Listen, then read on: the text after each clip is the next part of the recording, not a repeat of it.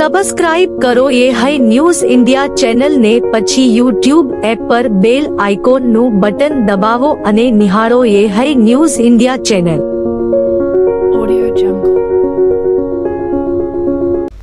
બનાસકાંઠા જિલ્લાના ભાભર તાલુકા મથક ખાતે તારીખ 19 ઓગસ્ટના રોજ જૈન સાધ્વી સાથે છેડતીની ઘટના સામે આવી હતી, જેના પગલે બનાસકાંઠા પોલીસ દ્વારા એસઓજી, એલસીબી, એસઆઈટી તેમજ પોલીસની અલગ અલગ ટીમો બનાવી છેડતી કરનારી ઇસમોની શોધખોળ હાથ ધરી હતી। જોકે પોલીસ દ્વારા 350 થી વધુ શકમંદ લોકોને પોલીસ મથક ખાતે પૂછપરછ હાથ ધરવામાં આવી હતી, જેમાં કોંગ્રેસ સાંસદ ગેરીબેન ઠાકોરે એક જ સમાજને ટાર્ગેટ કરી એલસીબી પોલીસ પર ગંભીર આક્ષેપો કરતા જણાવ્યું હતું કે સાધ્વીજી સાથે જે છેડતીના ભાગરૂપે જે ઘટના બની હતી, અનેક આ વિસ્તારના યુવાનોને પોલીસ મથકે બોલાવીને એમની પૂછપરછ કરવામાં આવી હતી। એમાં કોઈ વાંધો ન હોય, પણ ચોક્કસપણે એક સમાજના કેટલાક નિર્દોષ લોકોને હેરાન કરવાની છૂટ ના હોય। જીગર નામનો છોકરો છે, તેને રાત્રિને ત્યાં બોલાવ્યો અને ઢોરમાર માર્યો। આ ઉપરાંત એના નગ્ન કરીને ફોટા એલસીબી પોલીસ અધિકારીઓ લીધા અને એના પર એવું દબાણ કરવામાં આવ્યું કે સાધ્વીજી જોડે છેડતી થઈ છે, આ ગુનો તે કર્યો છે તેવું કબૂલી લે, વરઘોડું નીકાળીને તને છોડી દઈશું। ભાભર નવા 19 તારીખે પૂનમના દિવસે એટલે કે તારીખ 19/8/2024 ના રોજ સાધ્વીજી જોડે એક છેડતીના ભાગરૂપે જે ઘટના બની હતી, એના તપાસના અંતે અનેક આ વિસ્તારના યુવાનોને પોલીસ સ્ટેશનમાં બોલાવીને એમના પૂછપરછ કરવામાં આવી। પૂછપરછ કરે એમાં વાંધો ના હોય, એ પૈકીના કેટલાક યુવાનો એમને 21 તારીખે પોલીસ સ્ટેશનની અંદર જે અલગ અલગ અધિકારીઓ, પોલીસ અધિકારીઓ, એલસીબી હોય, એસઓજી હોય, એમને પોલીસ સ્ટેશનમાં બોલાવીને પોલીસને જે પ્રક્રિયા કરવાની કે તપાસ કરવાની છૂટ હોય, પણ એની સાથે નિર્દોષ લોકોને હેરાન કરવા માટેની કોઈ છૂટ ના હોય। આ જીગર નામનો છોકરો છે, એને રાતે ત્યાં બોલાવ્યો, ઢોરમાર માર્યો અને એને નગ્ન કરીને એના ફોટા એલસીબી પોલીસ અધિકારીઓએ લીધા અને ત્યાં સુધી બરોબર છે, પણ એને એવું દબાણ કરવામાં આવ્યું કે આ ગુનો જે સાધ્વીજી જોડે છેડતી થઈ છે એ ગુનો તે કર્યો છે એમ કબૂલી લે તો વરઘોડું ગાડીને અમે છોડી દઈશું ને આ કેસ પૂરો થાય। આ પોલીસની માનસિકતા દર્શાવે છે કે ઠાકોર સમાજના છોકરાને ઢોરમાર મારીને પરાણે ગુનો કબૂલવા માટે મજબૂર કરે છે બનાસકાંઠાની એલસીબી પોલીસ। હું એમને કહેવા માંગુ છું કે તમારી આ માનસિકતા એ દર્શાવે છે કે તમે જેટલા પણ ગુના બનતા હશે એ ગુનામાં આ રીતે નિર્દોષ લોકોને કબૂલાઈને જેલને હવાલે કરતા હશો। ઓરિજિનલ ગુનેગારોને એ તમારી સાથે ભળેલા હોય કે અન્ય રીતે હોય, એને તમે ગોતવા માટેના પ્રયત્નો નહીં કરતા હોય। ત્યારે આ જીગરનો પરિવાર, એ જગદીશભાઈનો પરિવાર આખો ભયભીત હતો। મને સમાચાર મળ્યા એ કુટુંબને આશ્વાસન આપવા માટે અમે આવ્યા છીએ। હું પોલીસના ઉપરા અધિકારીઓને આગ્રહ બની વિનંતી કરું છું, અપેક્ષા રાખું છું કે એક ધર્મ ઉપર એટેક થાય ત્યારે, જયારે આ ઘટના બની ત્યારે હું મહારાજ સાહેબોને મળી હતી, પોલીસ સ્ટેશન એસપી આવ્યા હતા ત્યાં ગઈ હતી, એમને ગામની આખી સભા રાખી, તો એમાં પણ મેં કીધું હતું કે સાચો ગુનેગાર હકો મારો ભાઈ હોય તો એને છોડવાનો નથી અને કાયદો કાયદાનું કામ કરે। અમે જૈન સમાજ સાથે છીએ, પણ એનો મતલબ એવો નથી કે તમે નિર્દોષ રીતે ઠાકોર સમાજના છોકરાનું નામ આપી દો અને એને કબૂલવા માટે મજબૂર કરો અને પછી મુદ્દા બનાવો। ત્યારે આવા અધિકારીઓને જે સાધ્વીજીની સાથે જે ઘટના બની એના ગુનેગારોને પકડવાને બદલે, ઓરિજિનલ ગુનેગારોને પકડવાને બદલે આવા નિર્દોષ લોકોને ખોટી રીતે હેરાન કરી રહ્યા છે અને એમને આજીવન અને એક આખા સમાજને બદનામ કરવા માટેનું કામ કરી રહ્યા છે। તો એ બે અધિકારીએ કીધું છે આ દીકરાને દબાણપૂર્વક એની પાછળ કાર્યવાહી થવી જોઈએ અને એને સસ્પેન્ડ કરવો જોઈએ, જેથી કરીને નિર્દોષ લોકો જેલના હવાલે ના થાય। અને આ બાબતમાં હું પોતે જે ઘટના બની એનાથી પહેલા દિવસથી કરીને અમે બધા દુઃખી છીએ। આ ભાભરની બદનામી છે અને એક ધર્મ ઉપર જયારે આવું એટેક થતું હોય ત્યારે હર કિસ એક મહિલા તરીકે, એક એના આગેવાન તરીકે એ ગુનેગારને ક્યારે છાવરવાનું અમારા મગજમાં કે ક્યારે અમારા વિચારધારામાં કે અમારી કોઈ દાડો એ ટાઈપની માનસિકતા પણ ના હોય, ત્યારે આ બાબતમાં જે ગુનો વહેલામાં વહેલો ઉકેલાય, સાધ્વીજીને અને જૈન સમાજને ન્યાય મળે અને આવા જે વિકૃત પોલીસ માનસિકતા ધરાવતા બધા જ પોલીસવાળા એવા છે એ હું કહેવાનો મારો કોઈ અર્થ નથી, પણ આવા પોલીસ અધિકારીઓ કે એનો સ્ટાફ હોય એને પોતાને એની સામે કાર્યવાહી થઈને આ કાર્યવાહી કરે એ હું એમની પાસે અપેક્ષા રાખું.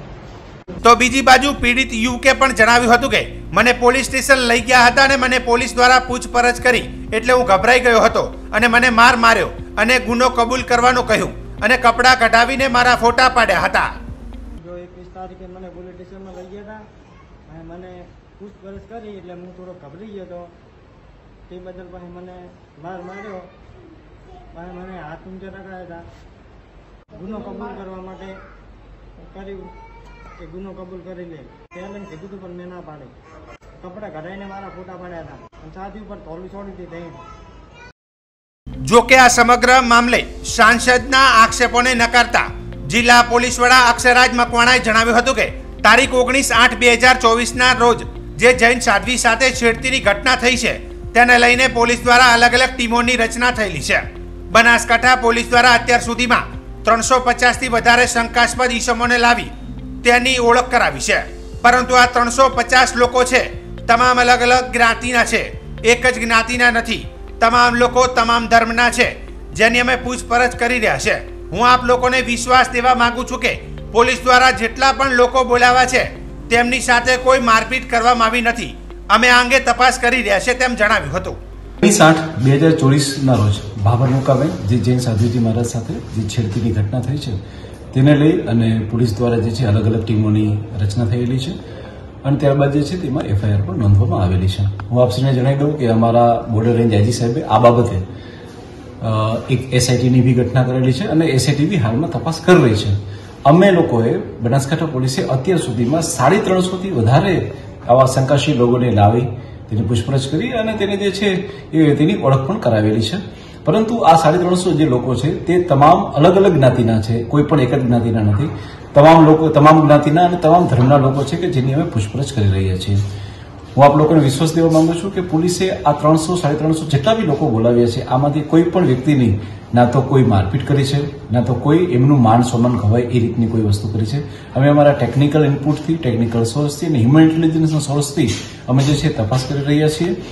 આજ દિન સુધી કોઈ પણ સામાન્ય ટાર્ગેટ કરો એ બનાસકાંઠા પોલીસનું કોઈ દિવસ એવું રહ્યું નથી. જેથી કરીને આ જે આક્ષેપો છે જેમાં કોઈ એક સમાજને ટાર્ગેટ કરવામાં આવે છે કે પોલીસ દ્વારા કોઈની મારપીટ કરવામાં આવે છે તેવું એક પણ બનાવ અત્યાર સુધી અમારા ધ્યાન ઉપર આવેલો નથી. અને છતાં બી જો કોઈ વ્યક્તિ કહે છે કે આવું ઘટના થયેલી છે તો અમે બિલકુલ એની મેડિકલ જાંચ કરાવીશું અને જાંચમાં આવશે તો અમે સખત પગલાં બી લઈશું. પરંતુ હું આપણે વિશ્વાસ અપાવું છું કે બનાસકાંઠા પોલીસનું જે ઇન્વેસ્ટિગેશન જે છે એ અલગ હોય છે. અમે કોઈની સાથે મારપીટ કરી ઇન્વેસ્ટિગેશન કરતા નથી અને આટલા બધા લોકોના ઇન્વેસ્ટિગેશન કર્યા છે એમાં એક પણ વ્યક્તિ તરફથી અમને આજ દિન સુધી કોઈ પણ એવો અમારી ઉપર આક્ષેપ થયેલો નથી. જય હિન્દ.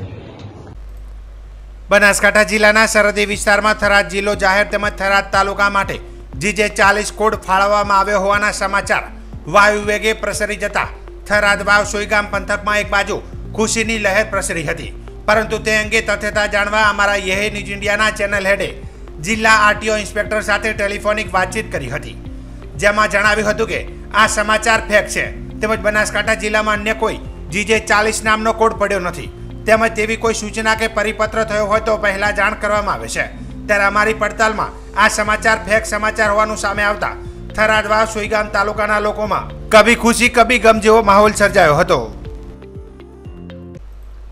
બનાસકાંઠા જિલ્લાના થરાદમાં આવેલ ગુરુકૃપા સોસાયટીમાં પવિત્ર શ્રાવણ માસમાં શિવ પરિવારની પ્રાણ પ્રતિષ્ઠા મહોત્સવનું આયોજન કરવામાં આવ્યું હતું, જેમાં પ્રથમ દિવસે શિવ પરિવારની શોભાયાત્રા જળયાત્રા રાખવામાં આવી હતી. મોટી સંખ્યામાં શિવ ભક્તો શોભાયાત્રામાં જોડાયા હતા. પછી ગણપતિ ભગવાનની પૂજા, માતૃકા પૂજા, યોગીની પૂજા, મધ્યપીઠ પૂજા અને લઘુદ્રનો હોમ કરવામાં આવ્યો હતો. યજ્ઞના આચાર્ય શાસ્ત્રી કિરણકુમાર મેઘરાજભાઈ રાજગોર વૈદિક મંત્રોથી યજ્ઞ કરવામાં આવ્યો હતો. બીજા દિવસે શિવ શક્તિના લગ્ન વિધિ સંસ્કાર કરવામાં આવ્યા હતા અને 12:39 વિજય મુહૂર્તમાં શિવ પરિવારની પ્રાણ પ્રતિષ્ઠા કરવામાં આવી હતી. લોક સાંજે મહાઆરતીનો લાભ લઈ ધન્યતા પણ અનુભવી હતી. બનાસકાંઠાના ધાનેરાની મધુસૂદન પ્લાઝા પાછળના ભાગમાં તેમજ મહેશ્વરી પાર્લરની બાજુમાં તથા Shivshakti Vishwakarma society tyre puncture ગેરેજની બાજુમાં માલિકીના પ્લોટમાં પુષ્કળ ઢગલાબંધ કચરો નાખવામાં આવ્યો છે, જે સોસાયટીના આરોગ્યને મોટું નુકસાન થાય તેવું છે. વરસાદી માહોલમાં ગંદકી થતાં આજુબાજુ દુર્ગંધ પણ મારતી હોય છે અને ગંદકીમાં પણ અનેક પ્રકારના જીવજંતુ ઉદ્ભવતા ભયંકર રોગચાળો ફેલાવાની શક્યતાઓ રહેલી છે. ખુલ્લામાં આ કચરો દેખાઈ આવતા છતાં સોસાયટીના રહીશ તેમજ આ પ્લોટ માલિકે કોઈ પણ કાર્યવાહી કેમ કરી નથી કે કચરો નાખનાર વ્યક્તિને કે પ્લોટ માલિક રોકતા નથી? શું કચરો નાખવા માટે પ્લોટ માલિક ભાડું લઈ રહ્યા છે? શું આટલો કચરો આરોગ્ય વિભાગ તેમજ નગરપાલિકાના કર્મચારીઓને નથી દેખાતો? આ બાબતે તાત્કાલિક નગરપાલિકા વહીવટદાર તપાસ કરી કાર્યવાહી કરે તેમજ પ્લોટ માલિકને નોટિસ આપી કચરાનો નિકાલ કરે તે જરૂરી છે. જો કોઈ કાર્યવાહી કરવામાં નહીં આવે તો સોસાયટીના રહીશોને આરોગ્ય બાબતે નુકસાન થશે તો સંપૂર્ણ જવાબદારી પ્રશાસનની રહેશે. બનાસકાંઠામાં એક સમય સ્વચ્છતા બાબતે પ્રથમ નંબર મેળવતો ધાનેરા તાલુકો આજે ખરબચડા, ખાડા અને ગંદકીના ઢગલામાં પ્રથમ નંબર આવી રહ્યો છે. આમ ધાનેરા નગરપાલિકાના ચીફ ઓફિસરે પ્રથમ નંબર જાળવી રાખેલ છે. તે બાબતે ધારાસભ્ય અને અધિકારીઓને પણ ધન્યવાદ છે. ધાનેરાની એટલી વિકટ પરિસ્થિતિ થઈ ગઈ છે કે ઠેર ઠેર કચરા, ગંદકી, ખાડા જોવા મળી રહ્યા છે, જેના કારણે મુસાફરોને ચાલવામાં અને વાહન વ્યવહારને ખૂબ જ મોટી તકલીફો પડી રહી છે. આ બાબતે વારંવાર અધિકારીઓની અવગત કરવામાં આવેલ છતાં પણ આ ખાડા કાન કરવામાં આવી રહ્યા છે. ધાનેરા નગરપાલિકાના ચીફ ઓફિસરને દરેક વોર્ડમાં મુલાકાત લેવી અને તપાસ કરવાની ફરજમાં આવે છે અને દરેક વોર્ડની સમસ્યાનો ઉકેલ તપાસ કરીને લાવવાનો અધિકાર છે. છતાં નગરપાલિકાના ચીફ ઓફિસર એસીમાં બેસી આરામ ફરમાવી રહ્યા છે અને લોકો પરેશાન થઈ રહ્યા છે. અત્યારે કોઈ પક્ષની બોડી ન હોવા છતાં ભારતીય જનતા પાર્ટીની સરકાર હોવાથી પ્રજા પણ ભારતીય જનતા પાર્ટીમાં રોષ વ્યક્ત કરતા જોવા મળ્યા હતા. પરિણામે હોસ્પિટલમાં આવતા જતા અનેક દર્દીઓ હેરાન પરેશાન છે. ધણી વગરનું ધાનેરાની આજે દશા અને દિશા ખરાબ છે. આ બાબતે ધાનેરાના ધારાસભ્ય પણ કોઈ પણ જાતની લોકોની મુશ્કેલીઓ પર કોઈ પ્રકારનું ધ્યાન આપતા નથી તેવું જણાઈ આવે છે. તો પ્રજાએ આપેલા વોટનું શું? ખાનગી સમાચાર પત્રમાં આવેલા ખાડાની બાબતના સમાચાર માટે પ્રશાસન 2 ખાડા પૂરી સંતોષ વ્યક્ત કરે છે અને ફોટા પડાવી કદાચ 50 થી 100 ખાડાનું બિલ પણ બની જતું હશે તેવું લાગી આવે છે. તો ધાનેરામાં ભ્રષ્ટાચાર અને લોકોને પડતી મુશ્કેલીઓ ક્યારે દૂર થશે? લોકો ફરિયાદ કરીને થાકી ગયા છે, છતાં હવે પ્રજાએ નક્કી કરવાનું છે કે વેરા અને ટેક્સ ભરવાનું બંધ કરી ગંદકીમાં રહેવાની ટેવ પાડવી, એ સિવાય કોઈ રસ્તો નથી. હાલમાં ચોમાસું ઋતુ ચાલે છે. ચોમાસુ ઋતુમાં હંમેશા વરસાદના લીધે રસ્તાઓ તૂટી જતા હોય છે અને જ્યારે રસ્તા તૂટી જતા હોય છે લોકોને અવર જવર માટે ખૂબ મુશ્કેલી પડતી હોય છે. એમ્બ્યુલન્સ હોય કે શાળાએ બાળકો જતા હોય છે એ કાદવનો શિકાર બનતા હોય છે. એની રજૂઆત કરવાથી બાંધકામ ખાતાએ હાલમાં જે પુલ બન્યો ત્યાં સર્વિસ ત્યાં માત્ર થોડી ઘણી મેટલની કપચી નોખી, જેના લીધે અમો જે બે બાજુથી પસાર થવાની જગ્યાએ ખાડા વધારે પડી ગવાથી ત્યાં એમ્બ્યુલન્સ અને નાના બાળકોના વાહનો ફસાઈ જાય છે, લોકો હેરાન થાય છે.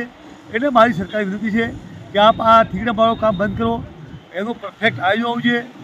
ડિઝાસ્ટર મેનેજમેન્ટ એની કામગીરી કરવી જોઈએ, ચોમાસા પહેલી કામગીરી કરવી જોઈએ અને હાલથી એનું સર્વે કરી અને આવનારા ચોમાસાને ધ્યાન રાખી જો આ રોડ રસ્તાનું કામ કરવામાં આવે તો મારું માનવું છે કે ચોમાસા દરમિયાન લોકોને કોઈ તકલીફ ન પડે, ખાડા ન પડે. પણ સરકારના અધિકારીઓ, નેતાઓ એ મિલીભગતના કારણે માત્ર ભ્રષ્ટાચાર કરવા ઈરાદાથી કામગીરી કરતા હોય છે. એમને લોકોના સુખાકારની કે લોકોની કોઈ જાતની ચિંતા છે જ નહીં. ચિંતા કરતી આ સરકાર છે જ નહીં. આ માત્ર ઓફિસો બેસી કાગળ ઉપર કામ કરતી સરકાર છે. એ 0 પોઈન્ટ પર આવી ક્યારેય કામ કરી નથી. જ્યારે લોકો વચ્ચે આવી, જ્યારે રસ્તાઓ આવી, જે કામગીરી સચોટ કરવામાં આવે ત્યાં સુધી લોકો આના શિકાર બનતા રહેશે. એટલે સરકારની વિનંતી છે કે આપ જે બી કામ કરો એ પૈસાના પ્રજાનો છે, એ પૈસાનો બગાડ ન કરો, પણ એ પૈસા લોકો માટે ઉપયોગ કઈ રીતના થાય એ વિચાર કરીને કામ કરવું જોઈએ. એ જ મારી માગણી છે. છેલ્લા 8 મહિનાથી 2 વર્ષથી તો સર્વિસ રોડ બિસ્માર હાલતમાં જ છે. નથી તો કોઈ નેતા સાંભળતા, નથી કોઈ એના સ્થાનિકો મોટા મોટા છે એ નથી સાંભળતા. અહીંયા નગરપાલિકાના પ્રમુખ નથી. ધાનેરા એકદમ બિસ્માર હાલતમાં પડેલું છે। માટે અહીંયા જે મેઇન રસ્તો છે, અહીંયા હોસ્પિટલો છે, સ્કૂલો આવેલી છે। મેઇન રસ્તાથી અંદર આવવા માટે જે રસ્તો છે એ મોટા મોટા ખાડાઓ પડેલા છે। ખાડાઓને રજૂઆત વારંવાર કરવા છતાં આ ખાડાનો કોઈ નિકાલ આવતો નથી। માટે મોટા મોટા નેતાઓને જાણ કરવામાં આવે કે આ ખાડો તરત પૂરે અને સર્વિસ રોડ પહોળો કરે, જેથી ધાનેરાનો કંઈક વિકાસ થાય। હાલમાં ચોમાસાની સિઝન ચાલી રહી છે ત્યારે ધાનેરા શહેર અને નગરમાં ઠેર ઠેર ખાડાઓનું સામ્રાજ્ય જોવા મળ્યું છે। થોડા વરસાદમાં પણ ધાનેરામાં બધી જગ્યાએ પાણી થઈ જાય છે। ઘણા વર્ષોની માગણી હતી, માંડ પુલ મળ્યો, પણ પુલ પણ એવો નબળો મળ્યો છે કે પુલ ઉપર પણ ખાડા છે અને પુલની બાજુમાં બંને બાજુમાં સર્વિસ રોડ આવેલા છે, તો સર્વિસ રોડમાં પણ ગુડા સમા ખાડા પડ્યા છે। ધાનેરા તાલુકોને ધાનેરા શહેર ન ધણિયાતું હોય એવું લાગે છે। ધાનેરાની જનતાએ ભાજપ અને કોંગ્રેસથી કંટાળીને અપક્ષ ધારાસભ્ય માવજીભાઈ દેસાઈ સાહેબને મોટા મતોથી ચૂંટીને મોકલ્યા છે વિધાનસભામાં। પણ ખરેખર ધારાસભ્ય પહેલાં લાગતા હતા મજબૂત, પણ હાલમાં ક્યાંક ને ક્યાંક પાણીમાં બેસી ગયા એવું તો લાગી રહ્યું છે।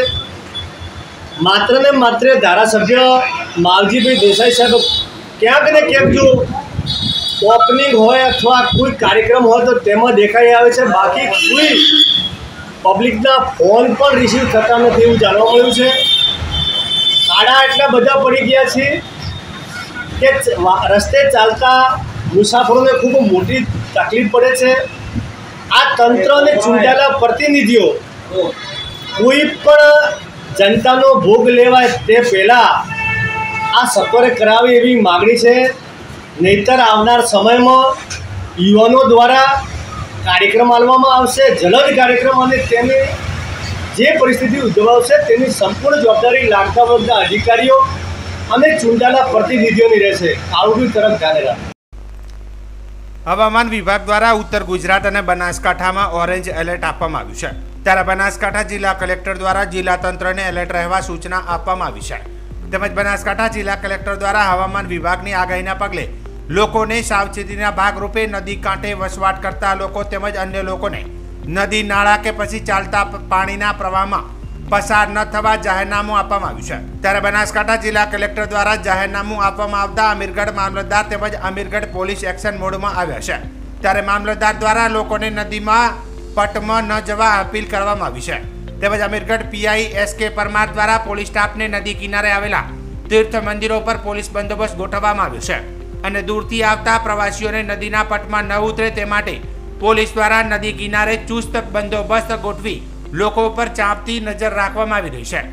ઉપરવાસમાં પડેલા વરસાદના પગલે તેમજ હવામાન વિભાગની આગાહીના પગલે બનાસ નદીમાં પાણીનો ઘસમસતો પ્રવાહ વધતો જોવા મળી રહ્યો છે। ત્યારે બનાસ નદીના ઘસમસતા પાણીના પ્રવાહમાં લોકો ઉતરે નહીં અને કોઈ મોટી હોનારત સર્જાય નહીં, તેને લઈને અમીરગઢ મામલતદાર દ્વારા લોકોને જાહેર અપીલ કરવામાં આવી છે અને નદી કિનારે પોલીસનો બંદોબસ્ત ગોઠવવામાં આવ્યો છે અને પોલીસ દ્વારા લોકો પર ચાંપતી નજર રાખવામાં આવી રહી છે।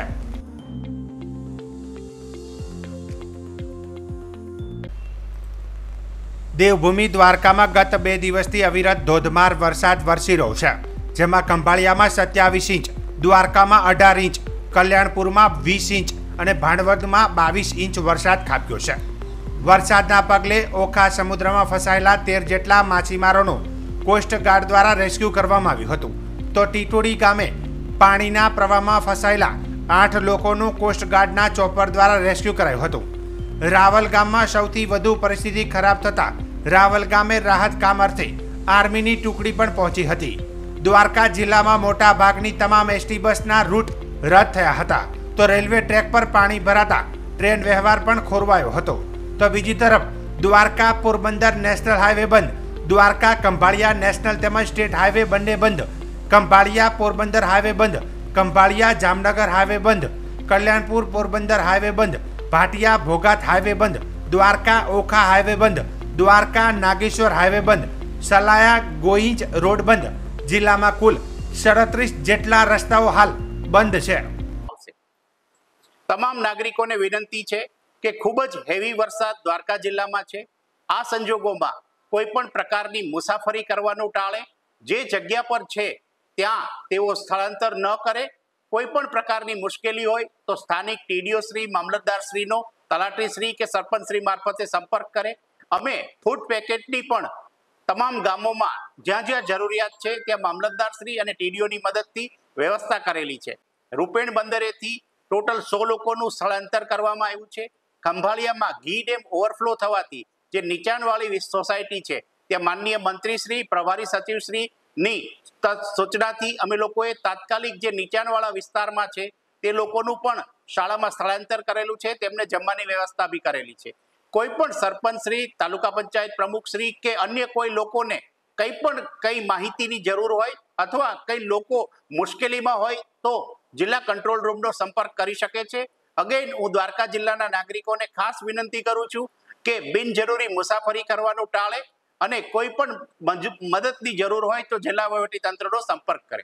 પૂર અસરગ્રસ્ત વિસ્તારના નાગરિકોને સંકટ સમય મદદરૂપ થવા માટે નર્મદા જિલ્લાના પોઈચા સ્થિત નીલકંઠ ધામ દ્વારા છેલ્લા 2 દિવસથી ફૂડ પેકેટ તૈયાર કરીને નર્મદા વડોદરા જિલ્લામાં વહીવટી તંત્રને પહોંચાડવામાં આવી રહ્યા છે.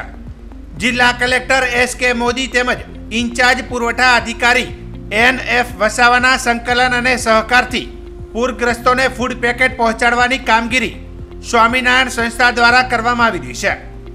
નીલકંઠ ધામ પોઈચાના સ્વામી કેવલ્ય સ્વરૂપ દાસજીએ જણાવ્યું હતું કે 50 જેટલા સ્વયંસેવકો ફૂડ પેકેટ તૈયાર કરવા અને તેને વડોદરા સુધી પહોંચાડવાની માનવ સેવાના કાર્યમાં લાગ્યા છે. શ્રી સ્વામિનારાયણ ગુરુકુલ રાજકોટ સંસ્થાન વર્ષોથી સમાજ સેવાનું કાર્ય કરી રહ્યું છે અને જ્યારે પણ આપત્તિના સમયો હોય તો સંસ્થા મૂંગે મોઢે સૌથી પહેલાં સેવામાં પહોંચી જાય છે. ભૂકંપ વગેરેમાં પણ સૌથી પહેલાં પહોંચેલી સંસ્થા આજે નીલકંઠ ધામ દ્વારા વડોદરામાં અતિવૃષ્ટિના માહોલથી ઘણા વિસ્તારો ડૂબ્યા છે તો સરકારની સમિતિઓ સાથે મળી અને અહીંયા જ નીલકંઠ ધામમાં જ ફૂડ પેકેટ બનાવી અને જરૂરિયાતમંદોને પહોંચતા કરવા માટે અમારો પ્રયાસ છે અને આ સંસ્થા સેવામાં હંમેશા અગ્રેસર રહી છે. નીલકંઠ ધામ પોઈચા કેવળ ધાર્મિક નહીં પણ સમાજ સેવા હોય કે શિક્ષણની સેવા હોય એમાં અગ્રેસર રહ્યું છે. અહીંયા આદિવાસી બાળકોને નિઃશુલ્ક ભણાવવામાં આવે છે. સંસ્કૃત પાઠશાળાનો પ્રારંભ થયો છે એમાં પણ નિઃશુલ્ક બાળકોને વિદ્યાભ્યાસ કરાવવામાં આવે છે. મોરબી જિલ્લામાં ભારે વરસાદ બાદ જિલ્લાની સ્થિતિ પૂર્વવત કરવા બાબતે સેવા સદન મોરબી ખાતે પ્રભારી મંત્રી પ્રફુલ્લ પાનસેરિયાના અધ્યક્ષસ્થાને ઉચ્ચ અધિકારીઓ સાથે બેઠક યોજાઈ હતી. જેમાં મોરબીથી કચ્છ નેશનલ હાઈવે પર જલ્દીથી વાહન વ્યવહાર પૂર્વવત કરવા સૂચના આપવામાં આવી હતી. સાથે જ જિલ્લાના તમામ સ્થળોએ વીજ પુરવઠો યથાવત કરવા તથા સાફ સફાઈ બાબતે પણ સૂચનો આપવામાં આવ્યા હતા. ઉલ્લેખનીય છે કે પ્રભારી મંત્રી પ્રફુલભાઈ પાનસેરિયા દ્વારા મોરબી માળિયાના અસરગ્રસ્ત ગ્રામ્ય વિસ્તારોનું જાત નિરીક્ષણ સાથે સરપંચ, તલાટી, મંત્રી સહિત સંલગ્ન વિભાગીય અધિકારીઓ, સ્થાનિક આગેવાનો, પદાધિકારીઓને સ્પષ્ટ સૂચના આપી સરકારમાં કઈ મદદ જોઈતી હોય તો જણાવો પણ તાકીદે કામ શરૂ કરો. પ્રભારી મંત્રી પ્રફુલભાઈ પાનસેરિયાએ તાકીદની સ્થિતિ અંગે રૂબરૂ મુલાકાત, સમીક્ષા, જાત નિરીક્ષણ બાદ જિલ્લા સમાહર્તાઓ સાથે વિશેષ મીટિંગ કરી સત્વરે કામ શરૂ કરવાની સૂચના આપી હતી. આદરણીય મુખ્યમંત્રી શ્રી સાહેબ 3 વાર દિવસની અંદર જે ફોલોઅપ લઈ રહ્યા છે, શું સ્થિતિ છે, આ મોરબી જિલ્લાના પ્રભારી મંત્રી તરીકે અમારા દરેક ટીમ સાથેની મિટિંગ કરી પ્લાનિંગ કર્યું છે. આજે મોરબીની સંપૂર્ણપણે સ્થિતિ એકદમ સ્ટેબલ છે. કોઈ પણ પ્રકારનું અત્યારના સ્થિતિ પ્રમાણે કોઈ હાનિકારક કે નુકસાન થાય એવી કોઈ વસ્તુ નથી. હજી પણ રેડ એલર્ટ છે. કેટલો વરસાદ આવે, શું આવે એ પછી ખબર પડે, પણ મચ્છુમાંથી છોડાતું પાણી એકદમ કંટ્રોલની અંદર છે. મેં માળિયાના તમામ ગામો, આ વિસ્તાર, લોકો, અગ્રણીઓ, સરપંચશ્રી અને અમારી ટીમ અધિકારીની, અમારા MLA શ્રી કાંતિભાઈ, અમારું સંગઠનની આખી ટીમ, ભાઈ શ્રી મહામંત્રી શ્રી કે તમામ લોકો સાથે છે. ત્યારે આજના દિવસે કોઈ પણ જાનહાની થયેલ નથી. કાલે 21 જણાને જ્યારે રેસ્ક્યુ કર્યું હતું અને 2000 લોકો જેટલાને સ્થળાંતરિત કર્યા છે, જેમની ફૂડ પેકેટ વગેરેની વ્યવસ્થા થઈ છે. હાલના સમયની અંદર જે 38 ગામો પ્રભાવિત છે પાણી ક્ષેત્રની અંદર, એમાંના 5 થી 7 ગામોમાં જે લાઇટનો પ્રશ્ન છે એ પણ હવે પૂર્વવત 2 થી 4 કલાકની અંદર આપણે આપણી મેઇન વાત એ રહી યાતાયાતની અંદર મહત્ત્વનો જે કરોડરજ્જુ ગણાતો આ રોડ જે મુખ્ય રોડ છે મોરબીથી કચ્છ સુધીનો નેશનલ હાઈવે જે માળિયાની આજુબાજુમાં 10 ફૂટ જેટલા પાણી આ હાઈવે પરથી હતા એટલે હાઈવે બંધ કરવામાં આવ્યો હતો. પહેલી જ ગાડી અમે ચલાવીને યાતાયાત શરૂ કરી રહ્યા છીએ. CMOમાં પણ અમે જાણ કરી છે. અમારી ટીમ RNB અને નેશનલ હાઈવેના તમામ અધિકારીઓ સાંજ સુધીમાં આ રોડ અમારે પૂર્ણવત શરૂ કરી દેવાની ગણતરી છે. અને બાકીના એક પણ ગામ એવું નથી અત્યારે જે સંપર્ક વિહોણું કાલે રાત્રિના હરિપુરા વગેરે ગામો એવા હતા જ્યાં ટ્રેક્ટર લઈને જવું પણ મુશ્કેલી હતું. પણ આજે અમે બધા ગામોની મુલાકાત લીધી. બધું સેફ છે. કોઈ બીજો અન્ય પ્રશ્ન નથી. બીજી કોઈ આજના દિવસની કોઈ જાનહાનિ થઈ નથી. સમગ્ર ગુજરાતમાં છેલ્લા 4 દિવસથી મેઘરાજા અનરાધાર વરસી રહ્યા છે, જેને લઈને વાહન વ્યવહારને પણ અસર થઈ છે. કારણ કે રોડ રસ્તા તૂટી ગયા, જેને લીધે માલની આવક જાવક નથી થતી, જેથી ચીજ વસ્તુઓ પણ મોંઘી થઈ છે. હવામાન વિભાગની આગાહી મુજબ સમગ્ર ગુજરાતમાં છેલ્લા 4 દિવસથી વરસાદ અનરાધાર વરસી રહ્યો છે, જેને લઈને કેટલાય રોડ રસ્તા બંધ થયા છે તો કેટલાય રોડ રસ્તા તૂટી પણ ગયા છે. તો જે જીવન જરૂરિયાત વસ્તુ હોય જે દરરોજ મોકલવામાં આવતી હોય છે તેવી વસ્તુઓ મોકલવામાં પણ મુશ્કેલીઓ થઈ રહી છે. લોકો માટે ઉપયોગી એવી શાકભાજી પણ આ વાહન વ્યવહારના લીધે સમયસર યાર્ડમાં પહોંચી શકતી નથી અને ખેતરોમાં પણ પાણી ભરાઈ ગયા હોવાથી ત્યાંથી પણ શાકભાજી મેળવી શકાતી નથી, જેને લીધે શાકભાજીના ઓછા આવક થતી હોવાની ભાવ વધારો થયો છે, જેથી રિટેલ વેપાર કરતા વેપારીઓ ચિંતાતુર બન્યા છે અને છેલ્લા 4 દિવસમાં તેમને ઘણી મુશ્કેલીનો સામનો કરવો પડ્યો છે. બહુ મુશ્કેલી પડે છે. પબ્લિક કોઈ દેખાતું નથી, પબ્લિક કોઈ આવતું નથી. વરસાદ પાણીનું 3-4 દિવસ એક ધારા વરસાદ ખાઈ ખાઈ અમે માંદા પડી ગયા, શરીર જલાઈ ગયા. અમારે ભાજીના ભાવ વધી ગયા. અત્યારે જો અહીં નાની માર્કેટમાં તો એની સેલા છે, બાકી યાર્ડ માર્કેટ મોટી માર્કેટમાં મોટા વેપારી કમાય છે. ને 10 નું કિલો ને તો ને 50 નું કિલો થઈ જાય, 100 નું કિલો થઈ જાય અને અમારે લેવું પડે એની ભાઈ વેપારી ભાઈ. ખેડૂતો કોઈ વેપારીને દઈને જ માલ વયા જાય છે, નાના વેપારીને કોઈ માલ દેતું નથી. મારે રોજ 10-15 હજાર નો માલ થાય, અડધો માલ તો અમારે નાખી જ દેવાનો. જો બધી નુકસાની જ છે. અમુક જે સમજતા હોય ને એ લેવા આવે છે, એ ભેજામારી નથી કરતા. અને અમુક ને તો બહુ આટલું મોંઘું છે ને આટલું સસ્તું છે ને તમે ભાવ ખાવ છો, અમને એમ કે તમે ભાવ ખાવ છો વરસાદને લીધે. તો રીંગણા 80 રૂપિયાના કિલો નતા અમારે લેવામાં અને અહીં અમે 60 રૂપિયાના કિલો વેચ્યા. મારી પાસે રીંગણા મેં 6 ના લીધા હતા ને મેં અહીં કાલે રીંગણા 60 રૂપિયાના કિલો વેચ્યા. બહુ ગંભીર છે. સબસ્ક્રાઇબ કરો એ હાઈ ન્યૂઝ ઇન્ડિયા ચેનલ ને, પછી YouTube એપ પર બેલ આઇકોન નું બટન દબાવો અને નિહાળો એ હાઈ ન્યૂઝ ઇન્ડિયા ચેનલ.